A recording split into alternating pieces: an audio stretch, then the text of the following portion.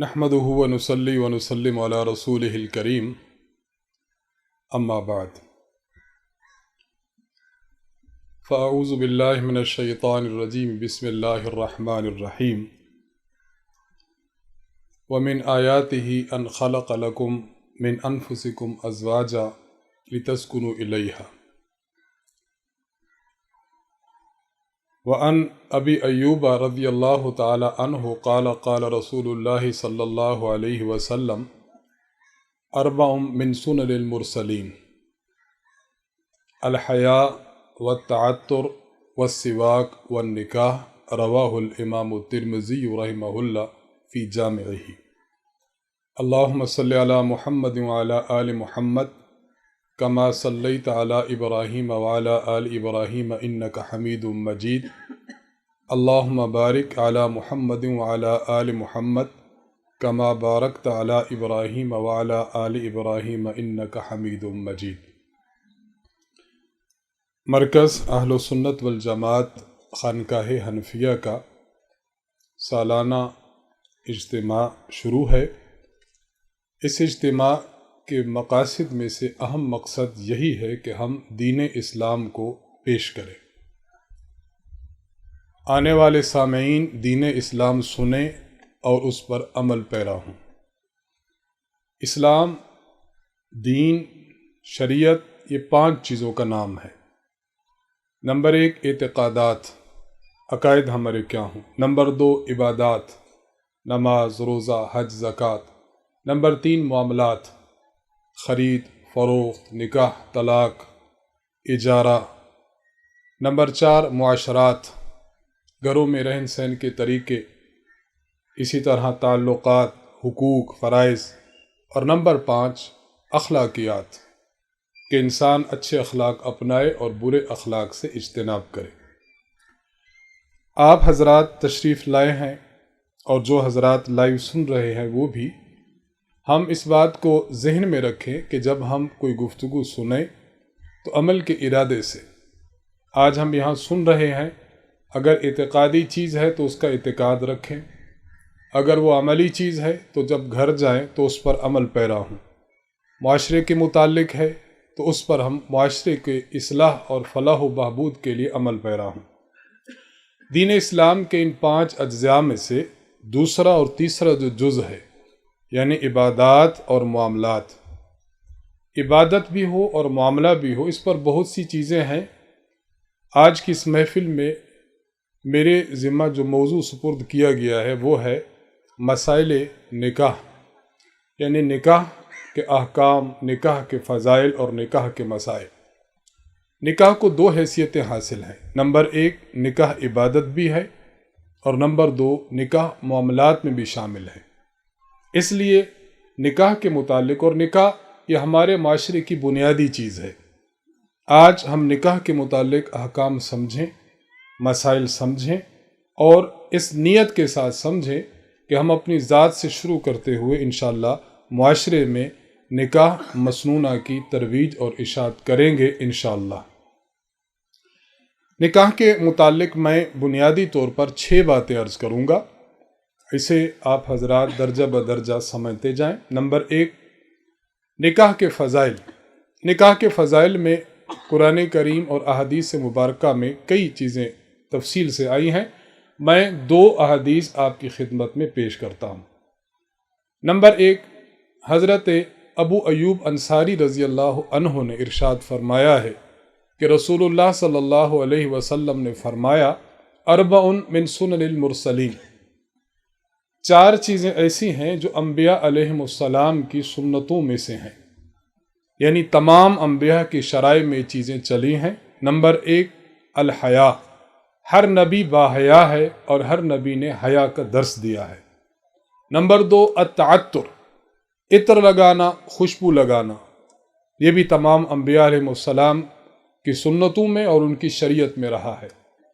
Number 3 السواک، مسواک کرنا، یہ بھی سنن مرسلین میں سے ہے۔ اور نمبر 4 النکاح، نکاح کرنا، یہ بھی انبیاء علیہ السلام کی سنت میں داخل ہے۔ حدیث نمبر 2، یہ حدیث صحیح بخاری اور صحیح مسلم میں موجود ہے۔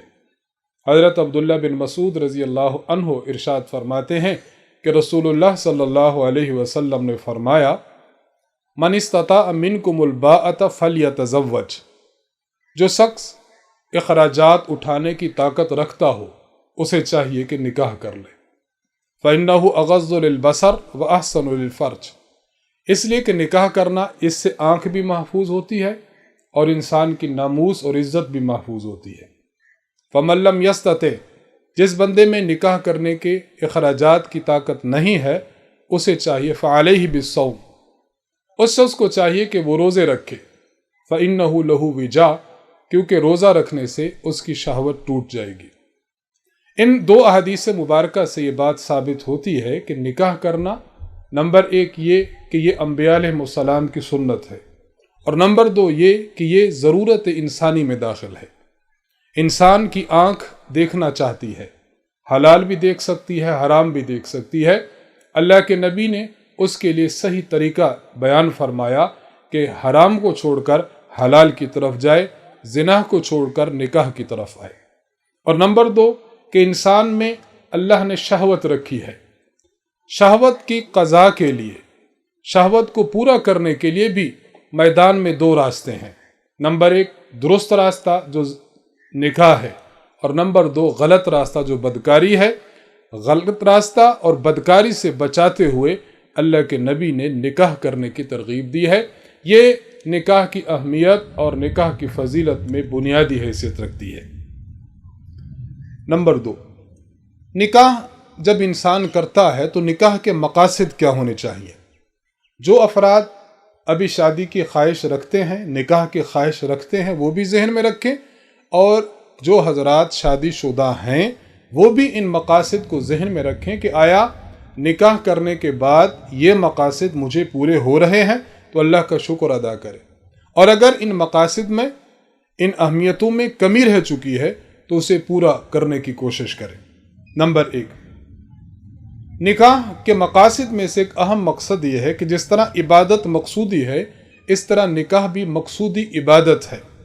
فقہاء کرام نے فرائض، واجبات اور سنن مؤکدہ کے علاوہ جو ہم اپنی زندگی میں نوافل پڑھتے ہیں، فقہاء نے تصریح کی ہے کہ اگر ایک شخص نکاح میں مشغول ہے اور دوسرا شخص عبادت نفلی میں مشغول ہے تو نفلی عبادت سے نکاح کے افعال یہ زیادہ اہمیت اور افضلیت رکھتے ہیں۔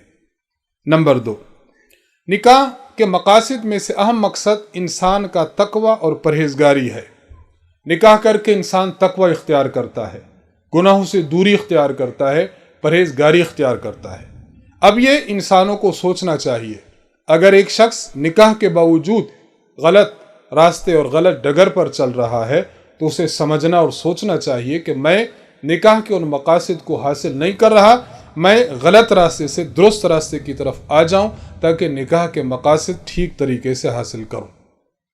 نمبر تین، نکاح یہ جنسی تسکین کا صحیح اور جائز ذریعہ ہے۔ انسان میں اللہ نے شہوت رکھی ہے، شہوت نفس موجود ہے۔ شہوت بطن ہو تو انسان کھانا کھاتا ہے، شہوت بطن پوری ہو جاتی ہے۔ شہوت نفس یہ انسان کے اس وقت پوری ہوگی کہ جب انسان اس کو جائز طریقے سے کرے گا تو پوری بھی ہوگی اور درست طریقے سے پوری ہوگی، تو نکاح اس کا جائز اور درست ذریعہ ہے۔ انسان اگر کوئی شخص ایسا ہے جو اپنی قضاء شہوت کر رہا ہے لیکن طریقہ غلط کر رہا ہے تو اس کو پتہ ہونا چاہیے کہ وہ مقاصد شریعت کے خلاف جا رہا ہے۔ نمبر چار، نکاح اولاد کے حصول کا ذریعہ ہے۔ اللہ کے نبی صلی اللہ علیہ وسلم نے ایک حدیث میں ارشاد فرمایا، تزوج الولود الودودہ، ایسی خواتین سے نکاح کرو کہ جو بچے جننے والی ہوں اور خاوند سے محبت کرنے والی ہوں۔ بچے جننا یہ مقاصد نکاح میں سے ہے۔ نمبر پانچ، مقاصد نکاح میں سے ایک مقصد جو حضور علیہ السلام نے اپنی حدیث میں بیان فرمایا، تزوج الولود الودودہ فإنی اباہی بکم الامم یوم القیامہ، ایسی عورتوں سے نکاح کرو جو خاوند سے محبت کرنے والی ہوں، کثرت سے بچے پیدا کرنے والی ہوں، تاکہ تمہاری کثرت کی وجہ سے میں قیامت کے دن دیگر انبیاء کی امتوں پر فخر کروں گا۔ کہ امت محمدیہ کی تعداد دیگر امم سے زیادہ ہے، تو یہ بھی مقاصد نکاح میں سے ہیں۔ اور نمبر 6 خود قرآن کریم میں موجود ہے، اللہ تعالیٰ نے اپنی نشانیوں میں سے نشانی بیان فرمائی، وَمِنْ آیَاتِهِ أَنْ خَلَقَ لَكُم مِّنْ أَنفُسِكُمْ أَزْوَاجًا، میں نے تمہارے ہی میں سے تمہاری جنس سے تمہاری بیویاں پیدا کی ہیں، لِتَسْكُنُوا إِلَيْهَا، تاکہ تم ان بیویوں کی طرف جاؤ اور سکون حاصل کرو۔ وَجَعَلَ بَيْنَكُمْ مَوَدَّةً، اللہ نے فرمایا کہ میں نے تمہارے اور تمہارے بیویوں کے درمیان محبت رکھ دی ہے، مودہ، اور دوسری بات فرمائی ورحمہ، اور رحمت رکھ دی ہے۔ تو نکاح کے مقاصد میں سے یہ ہے کہ انسان قلبی سکون حاصل کرے اور بیوی کے ساتھ محبت اور مودت کا پہلو ہو جائے۔ یہاں میں آپ کی خدمت میں استاذ محترم حضرت متکلم اسلام مولانا محمد الیاس گھمن صاحب دامت برکاتہم کا ایک نکتہ عرض کرنا چاہوں گا۔ اللہ نے قرآن کریم کی اس آیت میں جہاں بیوی کو سکون کا ذریعہ فرمایا، یہاں اللہ نے 2 لفظ بولے ہیں، نمبر 1 مودت، نمبر 2 رحمت۔ مودت میں بھی محبت پائی جاتی ہے، رحمت میں بھی محبت پائی جاتی ہے۔ استاد جی دامت برکاتہم ارشاد فرماتے ہیں کہ مودت اور رحمت یہ محبت کے 2 عناصر ہیں۔ اللہ نے محبت کا لفظ استعمال کرنے کے بجائے یہ 2 لفظ استعمال کیوں کیے ہیں، یہ بتانے کے لیے کہ انسان جب نکاح کرتا ہے تو نکاح کی زندگی میں 2 اہم پہلو ہیں۔ جوانی میں بندہ نکاح کرتا ہے تو نکاح میں انسان پر شہوانی محبت غالب ہے، بیوی پر یہی محبت کا پہلو غالب ہے، تو شہوانی محبت کو بیان کرنے کے لیے مودت کا جملہ لائے ہیں اللہ تعالیٰ۔ اور جب یہ خاوند اور بیوی بوڑھے ہو جاتے ہیں، اب شہوانی جذبات، شہوانی محبت کے آثار اب یہ دب جاتے ہیں، کمزور اور ضعیف ہو جاتے ہیں، لیکن خاوند اور بیوی بوڑھا ہونے کے باوجود ایک دوسرے کے ساتھ ان کا رحمت کا رشتہ قائم رہتا ہے۔ بابا جی پوچھتے ہیں کہ امی نے تسی روٹی دیتی ہے کوئی نہ، بیوی بھی پوچھتی ہے کہ بھئی ابا نو صادقے لاؤ، کھانا پک گیا، کھانا آ کے کھا لو۔ اب ان میں شہوانی جذبات تو مغلوب ہیں، لیکن رحمت اور شفقت کے جذبات اب بھی ہیں۔ یہ 2 قسم کے جذبات جو انسانی نکاحی زندگی میں ابتدا اور انتہا پر محیط ہیں، اگر اللہ یہ 2 الفاظ نہ فرماتے تو انسان کو کبھی سمجھ نہ آتے۔ فرمایا وَجَعَلَ بَيْنَكُمْ مَوَدَّةً، میں نے تمہارے درمیان شہوانی محبت بھی رکھ دی ہے، وَرَحْمَةً، اور تم میں شفقت والی محبت بھی رکھ دی ہے۔ ان 2 لفظوں سے اللہ نے کتنی پر حکمت بات امت کو سمجھا دی ہے۔ تو سکون کا بھی ذریعہ ہے، رحمت اور مودت کا بھی ذریعہ، یہ مقاصد نکاح میں داخل ہے۔ نمبر 3، نکاح کے لیے ضروری ہے کہ جب انسان اپنا نکاح کرے یا اپنے بیٹے اپنی بیٹی کا، اپنے بھائی اپنی بہن کا نکاح کرے اپنے گھر کے ایک بڑے فرد کی حیثیت سے، تو دیکھے کہ میں نکاح جو کر رہا ہوں یا بچوں کا نکاح کروا رہا ہوں، یہ نکاح کفر اور برابری میں کرے۔ غیر کفر میں نکاح سے انسان کو پرہیز کرنی چاہیے۔ استاد جی دامت برکاتہم نے ایک کتاب تحریر فرمائی ہے، کتاب الفقہ، 3 حصوں میں مشتمل ہے۔ دوسرے حصہ میں استاد جی نے وہ 5 باتیں بیان کی ہیں کہ جب آپ کسی بچی کا نکاح کروانا چاہیں یا خود نکاح کرنا چاہیں تو ان 5 برابریوں کو ضرور دیکھیں۔ کہیں ایسا نہ ہو کہ لڑکی بڑے خاندان کی ہے اور جس فرد سے نکاح کروایا جا رہا ہے بہت ہی چھوٹے خاندان کا ہے، لڑکی اخلاق، آداب اور دین میں بڑے اعلیٰ ہے اور لڑکا انتہائی فاسق اور فاجر ہے۔ اگر جوڑ کا نکاح ہم نہیں کروائیں گے تو یہ معاشرے اور خود گھرانے کے فساد کا سبب بنے گا۔ حضرت حکیم الامت حضرت تھانوی رحمہ اللہ نے ارشاد فرمایا ہے کہ قرآن کریم کی جو حدیث مبارک میں ہے، تنکح المرأۃ لاربع، عورت سے نکاح 4 وجوہات کی بنا پر کیا جاتا ہے۔ نمبر 1 لمالہا، مال کی وجہ سے لوگ نکاح کرتے ہیں، وجمالہا، جمال کی وجہ سے نکاح کرتے ہیں، ولحسبہا، اس کے حسب و نسب کی وجہ سے، ولدینہا، اور دین کی وجہ سے۔ اور ترجیح کس کو دی؟ فاظفر بذات الدین، دین کے پہلو کو دیکھتے ہوئے تمہیں نکاح کرنا چاہیے۔ یہاں نبی علیہ الصلوۃ والسلام نے حسب و نسب کی بھی بات کی ہے، جس سے پتہ چلا حسب و نسب کا خیال رکھنا یہ نکاح کے امور میں بہت ضروری ہے۔ اگر خیال نہ رکھا جائے، میں اس پر 2 آپ کی خدمت میں باتیں عرض کرنا چاہتا ہوں۔ نکاح کرتے ہوئے اگر حسب و نسب کا خیال نہیں رکھا جاتا تو معاشرے میں خرابی کیا پیدا ہوگی۔ مثلا نکاح کیا گیا ہے ایسے لڑکے کے ساتھ کہ لڑکا خاندانی اعتبار سے چھوٹا ہے اور یہ جو لڑکی خاندانی اعتبار سے بڑی ہے، اب یہ لڑکا جب اس لڑکی کے خاندان میں آئے گا تو ایڈجسٹ نہیں ہو سکے گا۔ لڑکی نہیں چاہے گی کہ یہ چھوٹے گھرانے کا فرد ہو، میرا خاوند کہلائے، یہ فرد میرا خاوند کہلائے۔ اپنی سہیلیوں میں بیٹھے گی، اپنی دوستوں میں بیٹھے گی، وہ دوست اس کو تانا دے سکیں گی۔ اس لیے شریعت نے اس کا بہت زیادہ لحاظ رکھا ہے۔ ہم ایک معاشرے میں رہ رہے ہیں، دو باتیں الگ الگ ہیں۔ ایک ہے عند الناس، معاشرہ ان چیزوں کو قبول کر رہا ہے، لہٰذا معاشرے میں رہتے ہوئے ان چیزوں کا خیال کرنا ہے۔ لیکن ایک ہے اللہ کے ہاں، اللہ کے ہاں حسب و نسب نہیں، ان اکرمکم عند اللہ اتقاکم۔ اللہ کے ہاں اگر کوئی شخص قریب ہوتا ہے، تقرب حاصل کرتا ہے، تو وہ تقوی اور پرہیزگاری کے بنا پر۔ تو دونوں باتوں کا خیال رکھنا ہے، حسب و نسب بڑا ہو لیکن اللہ کے ہاں تقوی لے کر نہ جائیں، یہ بھی ناکامی کی دلیل ہے۔ اور صرف تقوی دیکھیں ہم لیکن دیگر چیزیں نہ دیکھیں تو معاشرہ میں انسان چل نہیں سکتا۔ اور سب سے اہم بات یہ کہ عورت کو فراش کہا گیا ہے، مرد کا فراش کے لیے ضروری ہے کہ خاوند کی حیثیت بیوی سے زیادہ ہو یا برابر ہو۔ اگر خاوند کی حیثیت کم درجہ کی ہے تو بیوی فراش بننے کے قابل اپنے آپ کو نہیں سمجھے گی، خاندان، نظام اور معاشرہ ٹوٹ جائے گا۔ اس لیے تیسری اہم بات یہ کہ نکاح کرتے ہوئے کفو کا لحاظ رکھنا چاہیے۔ اور ہمارے ہاں پڑھائی کا لحاظ رکھا جاتا ہے۔ اب خاوند جو ہے بالکل جاہل ہو اور لڑکی بہت اعلیٰ تعلیم یافتہ ہو تو یہ بھی نبھا عام طور پر نہیں ہوتا۔ تو خیر وہ 5 باتیں جن کا تذکرہ کفر میں کیا جاتا ہے، نکاح کرتے ہوئے ان کا بہت زیادہ خیال کرنا چاہیے۔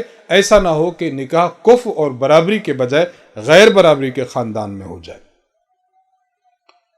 نکاح کے حوالے سے چوتھی بات، جب انسان نکاح کرے تو اپنے خیر خواہ افراد سے مشورہ ضرور کرے۔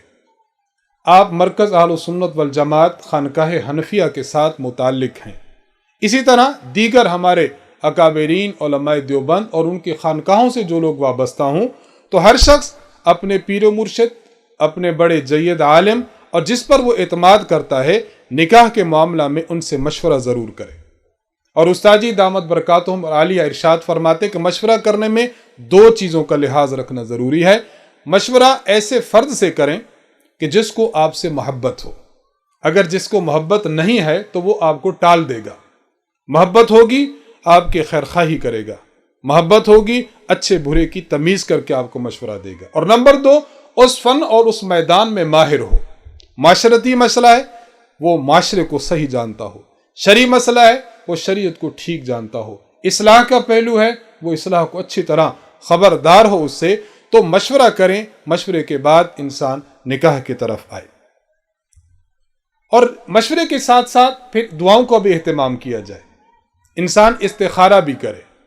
ایک ہوتا ہے استخارہ اور ایک ہوتا ہے استشارہ۔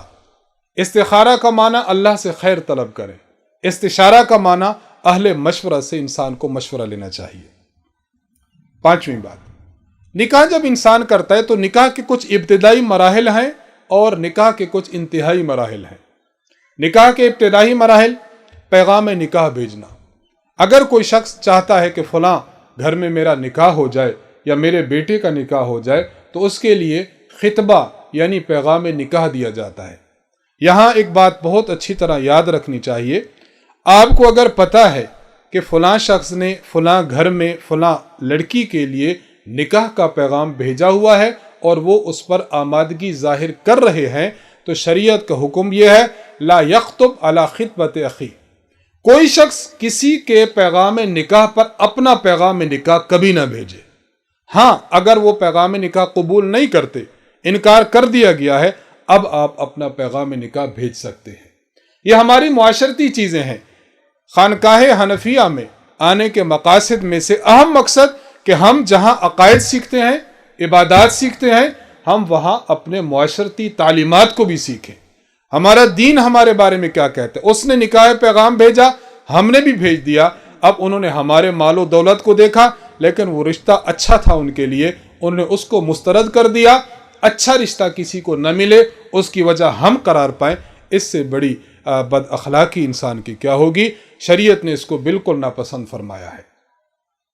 اسی طرح جب آپ نکاح کا پیغام بھیجتے ہیں تو شریعت میں اس بات کی اجازت ہے کہ اگر کسی نے نکاح کا پیغام بھیجا اور جس لڑکی سے نکاح کرنا چاہتا ہے اس کو ایک نظر دیکھ سکتا ہے، اس کے لیے اہتمام نہ ہو، بس گیا ہے لڑکی کو سامنے سے گزار دیا جائے تاکہ وہ اس کو دیکھ لے، اور اس دیکھنے کی شریعت میں اجازت ہے۔ نمبر 3، نکاح سے پہلے جو امور ہے اس میں دیانتداری سے کام لیا جائے۔ لڑکا کیا کرتا ہے واضح بتا دیا جائے، لڑکے کے عادات، لڑکے کے اطوار، لڑکے کا خاندان، لڑکے کے معاشرتی پہلو، یہ واضح اور دیانتداری سے ہونا چاہیے۔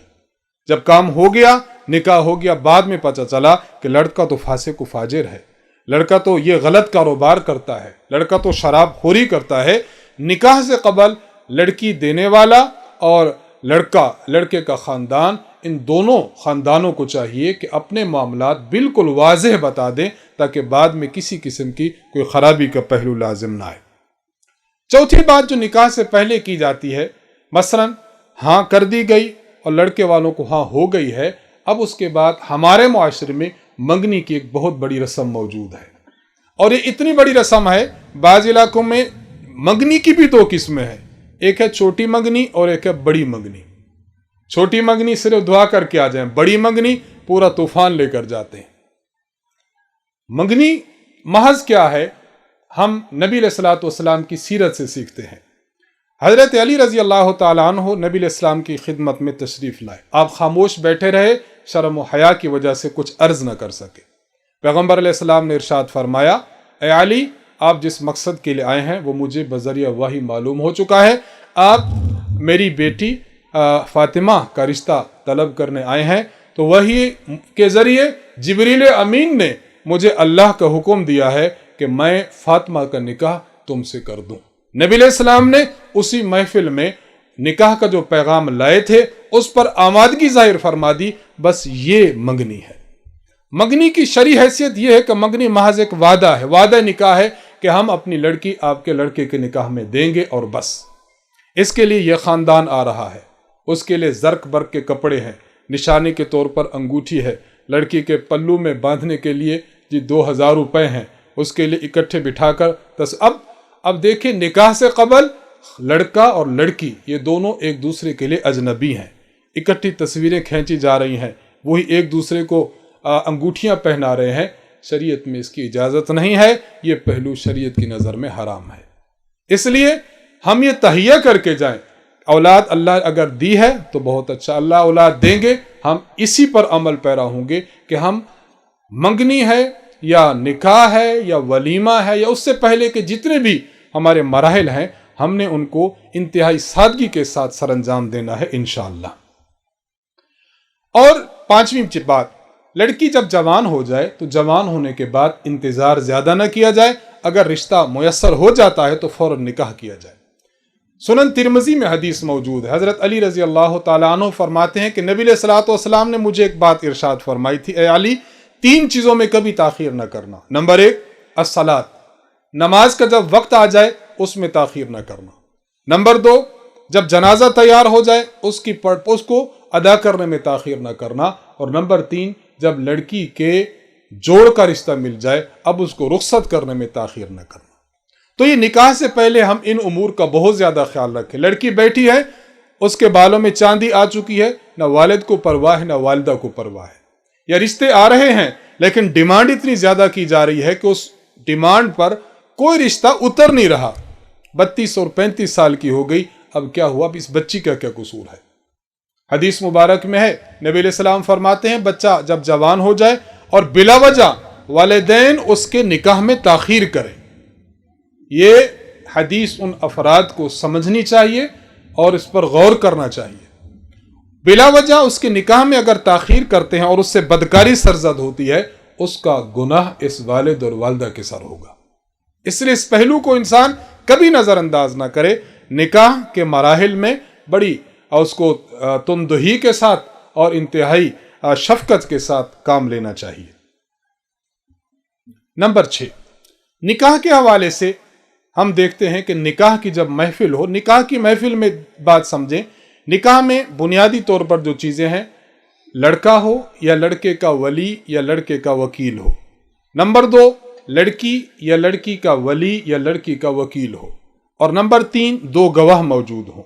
नंबर 4, वहाँ पर महर का तयन किया जाए कि फलां महर होगा।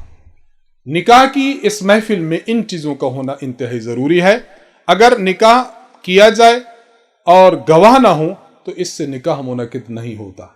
हमारे यहाँ जब निकाह होता है, लड़का होता है, उधर से लड़की का वालिद या लड़की का भाई बतौर वकील या बतौर उसका सरपरस्त होता है, तो ये निकाह मुनक़िद होता है।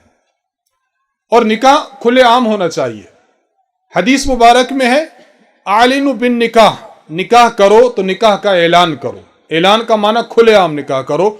शरीयत मुताहरा में खुफिया निकाह की इंतहाई हौसला शिकनी की गई है। फ़िक़ही पहलू से एक बात याद रखें, अगर किसी ने लड़का है उधर से लड़की और गवाहों के साथ निकाह कर लिया, शरीय नुक्ता नज़र से निकाह को बातिल तो नहीं कहेंगे, निकाह हो जाएगा, लेकिन यह मसाले शरीयत के यकसर खिलाफ है और इससे वो तूफान उठते हैं कि जिसको संभालना मुश्किल होता है। लड़के और लड़की ने खुफिया निकाह कर लिया, निकाह के बाद बच्ची हामला हो गई, लड़का कबूल करने को तैयार नहीं है। क्यों? इसलिए कि कोई गवाह सामने नहीं आ रहा, कोई लिखत पढ़त मौजूद नहीं है। तो बिला वजह किसी लड़की की जिंदगी को इंसान यूं अजीरन कर दे तो इससे बड़ा जालिम दुनिया में कौन होगा। तो निकाह खुफिया की शरीयत हौसला शिकनी करती है। और निकाह को जब इंसान करे, आप इधर तवज्जो फरमाएं, इधर तवज्जो फरमाएं, जब इंसान निकाह करे तो निकाह की महफिल मस्जिद में मुनक़िद की जाए। हदीस मुबारक में है, वजअलूहु फिल मसाजिद, निकाह को मस्जिद में मुनक़िद किया जाए। इसके कई फ़वाइद हैं, इसके कई असरात हैं। निकाह जब मस्जिद में होगा तो लोग मस्जिद में जाएंगे तो मस्जिद में ढोल नहीं होगा, मस्जिद में इंसान नाच गाना नहीं करेगा। अगर आप किसी और जगह निकाह कराएंगे तो निकाह के फौरन बाद ढोल शुरू हो जाता है, नाच गाना शुरू हो जाता है। गैर शरई रस्में मस्जिद के तक़द्दुस की वजह से लोग उनसे रुक जाते हैं। एहतमाम करें इसका। निकाह करना जी, आपके यहाँ मस्जिद कौन सी है? अहले हक की जो मस्जिद हो वहां आप तशरीफ ले जाएं और वहां जाकर अपना निकाह करें। और निकाह के हवाले से एक बात यह भी है कि निकाह में किसी खास महीना या किसी खास वक्त की कोई कैद नहीं है। बाज़ अफराद मुहर्रम के महीना को निकाह के लिए माअज़ल्लाह मायूब समझते हैं और बाज़ महीनों को अपने लिए भारी समझते हैं। शरीयत में किसी किस्म की कोई ममानत नहीं, ना दिनों की ना अय्याम की। सूरज गिरन हो रहा है, निकाह नहीं करेंगे कि सूरज गिरन मुकम्मल हो जाए उसके बाद निकाह होगा, इसकी भी शरीयत में कोई ममानत नहीं है। निकाह के हवाले से बस जब जरूर जोड़ का रिश्ता मिल गया, बिस्मिल्लाह करके निकाह की महफिल को लाया जाए। और बाज़ अफराद निकाह हो गया, निकाह होने के बाद दूल्हा को करीबी जी फलां मज़ार है, उस मज़ार पर ले गए, उस मज़ार पर हाजिरी दे आए। इस हाजिरी की भी कोई हैसियत नहीं है। यह गलत रस्म है, गलत पहलू है और बदएतिकादी की इंतहा है। इसलिए जिस इलाके में यह रस्म हो और आपका वहां पर बस चलता हो, हिकमत के साथ और अपनी क़ुव्वत के साथ, संजीदगी के साथ इस पहलू को ख़त्म करना चाहिए। निकाह की महफिल में बाज़ मरतबा ऐसा होता है कि निकाह में जो काजी साहब हैं, काजी साहब कलमे पढ़वाते हैं। कलमे पढ़वाने की शरई हैसियत क्या है? देखिए, कलमे पढ़वाना ज़रूरी और लाजिम नहीं है, लेकिन हमारे उलमा ये फरमाते हैं कि बेदीनी और बददीनी इतनी ज़्यादा हो चुकी है कि बाज़ मरतबा बंदा अपनी ज़ुबान से ऐसे कलमात कुफ्रिया कह डालता है कि उसको इल्म नहीं हो पाता। तो हमारे उलमा ने उस मौका पर यह बात की है कि अगर कोई कलमे पढ़वा ले अच्छा ज़रूर है, वाजिब और लाजिम नहीं है।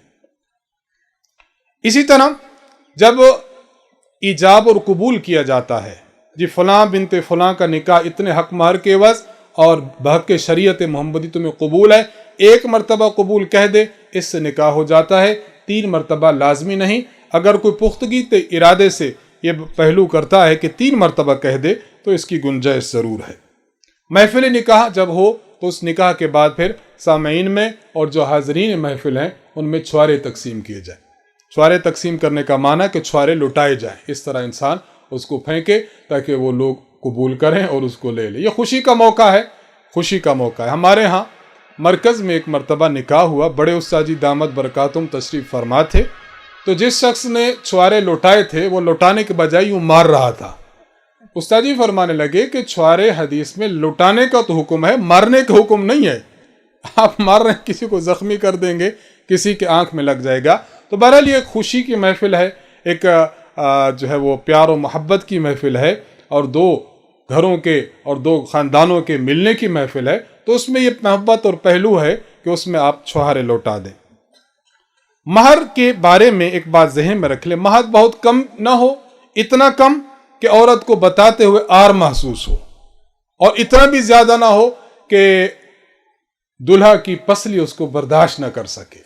दोनों खानदानों का लिहाज रखा जाए, बहुत कम भी ना हो, बहुत ज्यादा भी ना हो, मुतवस्सित दर्जे का हो। निकाह के हवाले से जहेज के मुतालिक एक बात समझ लें। देखिए, बाज लोग हजरत फातिमा ज़हरा रजी अल्लाह ताला अन्हा को जनाब रसूलुल्लाह सल्लल्लाहु अलैहि वसल्लम ने जो तोहफे दिए थे, मसलन उसमें एक यमनी चादर दी थी, और अलसी की छाल से भरी हुई 2 निहाली दी थी, 4 गद्दे अता फरमाए थे, प्याला था, चक्की थी, मशकीज़ा था, और एक घड़ा था, ये दिए थे। तो बाज हजरात इन चीज़ों के पेश नज़र कहते हैं कि बच्ची को जहेज देना। हमारा मौक़िफ़ इस हवाले से यह है कि जहेज की जो मुरव्वजा जहेज है, ये वो सूरत नहीं थी। अगर ये होता कि हर बच्ची को देना है, तो नबी अलैहिस्सलाम की 4 बेटियां थी, आपने 4 बेटियां अपने घर से रुखसत की हैं। जो ये चीज़ें दी हैं वो हज़रत अली रज़ी अल्लाह ताला अन्हो के शादी के मौका पर हज़रत फातिमा को दी थी। बाकी बेटियों को नबी अलैहिस्सलातु वस्सलाम की जानिब से देना साबित नहीं है। और बिलफर्ज अगर इसको जहेज भी तसव्वुर कर लिया जाए, तो इसकी हैसियत ज़्यादा से ज़्यादा इतनी होगी कि इंसान खुशी के इस मौका पर बग़ैर जो है वो लोगों के दिखावे के, बग़ैर दिखलावे के मुख्तसर सा हदिया अपनी बच्ची को पेश कर दे, तो इसकी गुंजाइश होगी। लेकिन इसमें भी 3 पहलू ज़ेर नज़र रहने चाहिए। नंबर 1, इख्तिसार हो। आप पूरे का पूरा घर यूं लुटा दें कि कर्जा अलग हो गया, घर पीछे बिल्कुल खाली हो गया, और आपने बच्ची को रुखसत कर दिया। इख्तिसार को मलहूज न रख कर आपने बेतहाशा दे दिया, यह भी दुरुस्त नहीं है। नंबर 2, जरूरत का दिया जाए। जो उसकी जरूरत में है ही नहीं, आप सिर्फ लोगों को दिखाने के लिए कि माशाल्लाह साहब ने बहुत कुछ दिया है, यह भी गलत है। और नंबर 3, उसकी नमूद और नुमाइश ना हो, उसके ऐलानात ना हो। बाज़ इलाकों में तो एक एक चीज़ दी जाती है कि ये चीज़ दी जा रही, ये चीज़ दी जा रही है। वो आधे घंटे की मुस्तकिल सेशन होता है कि जिसमें सारे का सारा माल दिखाया जाता है। बच्ची को दिया जा रहा है, अपनी बेटी को दिया जा रहा है, लोगों को दिखाने की क्या ज़रूरत है। तो खुलासा ये कि अव्वलन वो जहेज नहीं था, और अगर उसको उस पहलू का मान लिया जाए तो वह ज़रूरत की अशिया थी। उस्ताद जी दामत बरकातुहुम इरशाद फरमाते हैं कि चूँकि हज़रत अली रज़ी अल्लाह अन्हु नबी अलैहिस्सलातु वस्सलाम की किफ़ालत में रहते थे, उनकी घरदारी और उनके घर का साजो सामान तैयार करना हुजूर की जिम्मेदारी थी। इसलिए दरअसल हुजूर अलैहिस्सलाम ने हज़रत अली रज़ी अल्लाह अन्हु की मुआवनत की थी। और अगर महज देने की बात भी की जाए, तब भी इन 3 शराइत के साथ दिया जाए तो गुंजाइश होगी। लेकिन इसके साथ एक पहलू ये भी रखा जाए, अगर बच्ची को देने का मकसद ये हो कि उसको जायदाद में से हिस्सा ना दिया जाए, तो ऐसा देना नाजायज़ है, और उसके बदले में जायदाद और वरासत जब्त करना ये बिल्कुल हराम है। इस पहलू को भी जी असी तो दे दी तसी, हमने तो दे दिया था उसकी शादी के मौका पर भी, अभी जो करोड़ों की चीज़ है इसका आप क्या करेंगे, इसका आप क्या करेंगे। तो ये चीज़ें इंतहाई ज़रूरी हैं कि जो शादी के इस मौका पर इंसान को करनी चाहिए और इनका ख्याल करना चाहिए। शादी के मौका पर एक रस्म है, रस्म न्योता कहते हैं, बाज़ इलाकों में नेदर कहते हैं। न्योता की रस्म यह आज कर्ज की तलवार की तरह ऊपर लटकी है। आपके शादी पर जब हम आए थे तो हमने तो 5,000 दिया था, ये देखो ये 2,000 क्यों दे रहे हैं। 4 बंदों में उसकी बेइज्जती कर दी, और वो बेचारा किसी से मांग मांग के दे रहा है। क्यों? ताकि मेरी नाक जो कट गई है, बस जितनी कट गई काफ़ी है, मजीद ना हो। किसी को महफिल में यूं बेइज्जत करना, परेशान करना और उसको कर्ज की तरह समझना, ये जायज़ नहीं है। इस मौका पर ज़्यादा से ज़्यादा देना साबित है, बग़ैर लिखत पढ़त के आप किसी को शादी के मौका पर हदाया पेश कर दें, इसकी तो सबूत मिलता है। बाकी बाज़ाब्ता तौर पर न्योता की रस्म, फलां मौका पर आपने ये दिया था, अच्छा देखो जी, हम फिर कापियाँ उठाते हैं, कापी उठाओ, फलां फलां कौन दे गया था, फलां जी उसकी नेदर तो नहीं आई थी, फिर हम भी नहीं देंगे। इससे भी इज्तनाब करना चाहिए। और साथ साथ ये कि ऐसे मौका पर ایسے موقع پر بارات کا جو نظام ہے، بارات کے نظام سے بھی اجتناب کرنا چاہیے۔ استاد جی دامت برکاتہم اس کی ایک توجیہ فرماتے ہیں کہ پہلے زمانہ میں مثلا اس علاقے سے اس علاقے تک جانا ہے، درمیان میں ویرانی ہے، درمیان میں کھلا علاقہ ہے، چور کا ڈاکوؤں کا خطرہ ہوتا تھا، تو 2-4 بندے اس گھرانے سے 2-4 اس سے لے کر چلے جاتے تاکہ جو لڑکی لائی جا رہی ہے اس کی بھی حفاظت ہو، زیورات پہنے ہوئے ہیں، مال و متاع کی بھی حفاظت ہو۔ اس سے زیادہ بارات کا تصور نہیں ہے، لیکن اب اس گھر سے لے کر اس گھر تک امن و امان کا راستہ ہے، وہاں پر بھی جانے کے لیے 40 گاڑیاں ہوں گی، 2 کرولے ہوں گے، اتنے یہ ہوگی، اتنے وہ ہوگی، ان سے اجتناب ہم سب کو اجتناب کرنا چاہیے۔ شادی کے موقع پر ناچ گانا ہے، اس سے اجتناب کریں۔ بے پردگی ہے، اختلاط ہے، مرد و زن کا ماحول ہے، اس سے اجتناب کرنا چاہیے۔ اسی طرح فضول خرچی ہے، آتش بازی ہے، پٹاخے ہیں، اس سے اجتناب کرنا۔ گھر کے جو سربراہان ہیں وہ کم از کم عورتوں پر کنٹرول کریں کہ فضول خرچی سے دور رہیں۔ گھر کے سربراہان ہیں اپنے لڑکوں پر، بچوں پر کنٹرول کریں کہ آتش بازی سے انتہائی دور ہو جائیں۔ قرآن کے سائے میں رخصتی کی جاتی ہے، پوری زندگی قرآن دیکھا نہیں، لیکن آج بچی رخصت ہو رہی ہے۔ قرآن کے سائے کا معنی یہ ہے کہ تعلیمات قرآنی کے سائے میں بچی کو رخصت کیا جائے۔ ایسا نہیں ہے کہ قرآن ہم اس کے سر پر لے کر اس کو کار تک چھوڑائیں تو حق قرآن کا ادا ہو گیا، اس طرح کرنا درست نہیں ہے۔ بس آخری بات میں عرض کر کے بات ختم کرنا چاہوں گا کہ ایک پہلو اس کا جو 7واں پہلو ولیمہ ہے۔ نکاح کریں، اللہ کے نبی صلی اللہ علیہ وسلم نے ایک صحابی کو دیکھا، ان کی شادی ہوئی، آپ نے فرمایا اولم ولو بشات، ولیمہ کر لو اگرچہ ایک بکری ہی کیوں نہ ہو۔ ولیمہ کے متعلق بہت زیادہ افراد کو دعوت دی جائے، نہ جانتا ہے اتنا خرچہ کر لیا، پھر وہ پوری زندگی اخراجات کے قرضے لٹاتا رہتا ہے، تو یہ بھی غلط پہلو ہے۔ صرف یہ ہے کہ آپ کے جو جاننے والے ہیں، قرب و جوار کے ہیں، شادی کی ہے، تو شادی کے اس پر مسرت موقع پر ان لوگوں کو آپ دعوت کھلا دیں اور وہ دعوت کھائیں، پتہ چل جائے کہ فلاں صاحب کا نکاح ہو چکا اور بس۔ اور اس پہلو میں بھی دیکھا جائے کہ جہاں انسان بڑے بڑے افراد کو بلاتا ہے، وہاں غریب اور مساکین کو بھی بلائے۔ حضرت ابو ہریرہ رضی اللہ تعالیٰ عنہ فرمایا کرتے تھے، شر طعام طعام الولیمہ، کھانوں میں ولیمہ ایسا بہت برا کھانا ہے کہ یدعى لها الاغنیاء ویترک لها الفقراء، امیروں کو تو بلایا جائے اور غریبوں کو چھوڑ دیا جائے۔ اس پہلو بھی ہو تاکہ جس میں امیر بھی ہوں، غریب بھی ہوں، احباب بھی ہوں، دوست بھی ہوں، سب جو ہے بلا تکلف اور مزے کے ساتھ آپ کا ولیمہ کھائیں۔ تو آج کی اس محفل کے آخری اس بیان میں ہم نے جو بات کی ہے وہ یہ کہ دین اسلام کے ان 5 چیزوں کو، دین اسلام کے بس ایک بات اور کہ نکاح کے موقع پر لڑکی اندر بیٹھی ہے، اس سے اجازت لینے کے لیے جاتے ہیں تو غیر محرم کو بھیجا جاتا ہے۔ غیر محرم کو بھیجنا یہ غیرت کے خلاف ہے۔ جائے والد صاحب جائے، جائے اس کا بھائی جائے، جائے اس کا چچا جائے، اس سے اجازت اور دستخط لینے کے لیے جو جاتے ہیں، غیر محرم کو بھیجنا یہ بالکل غلط بات ہے، ہمارے معاشرتی اور آداب معاشرہ کے بالکل خلاف ہے، اس سے اجتناب کرنا چاہیے۔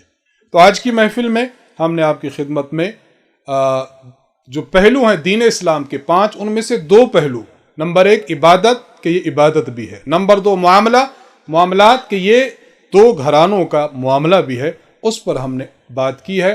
اور نکاح کے حوالے سے اور مرکز اہل سنت والجماعت اور خانقاہ حنفیہ میں آنے والے آپ تمام حضرات ماشاءاللہ کل سے آپ بیانات سن رہے ہیں، ہم عقیدہ پر بھی گفتگو کر رہے ہیں، عبادات پر بھی، معاشرات پر بھی، معاملات پر بھی، اخلاقیات پر بھی۔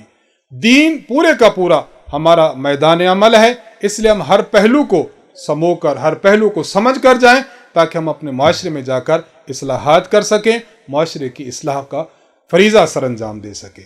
معاشرے میں جائیں، معاشرے میں رسوم و رواج موجود ہیں، لیکن اس کو ختم کرنے کے لیے استاد جی کی ترتیب کے حکمت عملی کے ساتھ، شرح صدر کے ساتھ، دیانتداری کے ساتھ، رجوع اللہ کے ساتھ جائیں۔ ایسا نہ ہو کہ ہم کوئی ایسا بڑا اقدام کر بیٹھیں کہ بجائے اصلاح کے فساد برپا ہونا شروع ہو جائے۔ اللہ تعالیٰ سے دعا ہے کہ اللہ تعالیٰ ہم سب کو اصلاح کے پہلو پر گامزن فرمائے۔ معاشرے میں اصلاح کے لیے ہم اپنے آپ کو خود پیش کریں۔ آپ نے سن لیا، آئندہ جب شادی ہوگی تو سب سے پہلا اقدام آپ کے گھر سے ہونا چاہیے، کریں گے نا انشاءاللہ؟ سادگی کو فروغ ہم نے دینا ہے انشاءاللہ، نکاح کو آسان ہم نے بنانا ہے انشاءاللہ، اور نکاح مساجد میں ہم نے کرنا ہے انشاءاللہ۔